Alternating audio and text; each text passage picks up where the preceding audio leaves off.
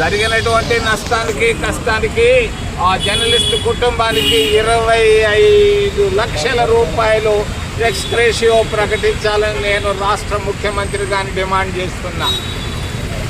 మరి డీజిల్ కొరత చాలా మందికి తెలియదు. డీజిల్ కొరత ఎందుకు వచ్చాయి, ఎండలు వేడి ఎందుకు వచ్చింది కూడా చాలా మందికి తెలియదు. డీజిల్ కొరతకు బాధ్యత యుద్ధం ఎందుకు వచ్చింది ప్రపంచంలో చాలా మందికి తెలియదు. ఇది ఎప్స్టీన్ ఫైల్స్ వల్ల వచ్చింది. ఎవడి ఎప్స్టీన్? వాడు ఒక సెక్స్ బ్రోకరు. వైట్ హౌస్ కూడా, మరి అమెరికా అధ్యక్షుడు కూడా దీంట్లో ఇరుక్కోబోయినాడు ఈ ఫైల్స్లో. ఈ ఫైల్స్ నాశనం చేసేదాని కొరకుగా మరి ఇరాన్లో, టెహరాన్లో వాళ్ళు బాంబులు వేస్తున్నారు.